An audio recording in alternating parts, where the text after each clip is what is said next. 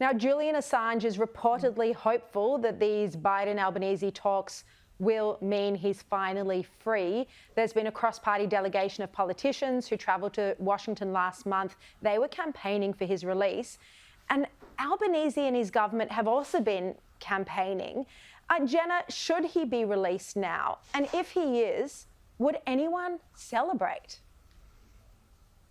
Yeah, it is an interesting one, Sharri, especially because I guess we all really celebrated when Cheng Lei was released back on home soil just a couple of days ago. But I think you can't really conflate those two personalities because, you know, their crimes were completely different. I think there's so much murkiness in the water with the Julian Assange case, with all of those different legal issues around the world at this point in time. I think the fact that cross-party delegation going over to Washington to sort of plead the case was interesting, but whether Prime Minister Anthony Albanese uses this specific visit to really plead the case, it's really anyone's guess. But I don't know. I mean, I know that we always see protests around free Julian Assange popping up here, there and everywhere, but I don't know whether there's much public appetite to see him released ASAP. Yeah, and I know what you meant by that comparison between Julian Assange and Cheng Lei, but just to be clear, Cheng Lei obviously didn't commit any crime at all, whereas Julian Assange very clearly broke national security laws and did commit crimes.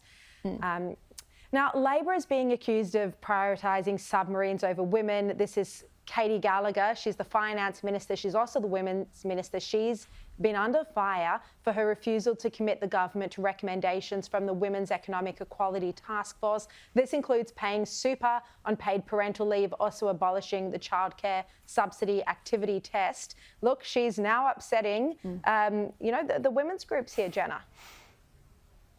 Yeah, the women's group that she appointed. I think, Sam Moyston's probably right to sort of crack the whip and say, the fact that women are not being given, leeway to really lean into work is costing the economy $128 billion. It's definitely something we need to look at. But I think if you zoom out a little bit and rather than make it just a women's issue, they need to make it an economic and productivity issue, because at the end of the day, this government have got so many issues when it comes to industrial relations. I say just add this on the pile because it has to get worked through, and it has to get worked through ASAP.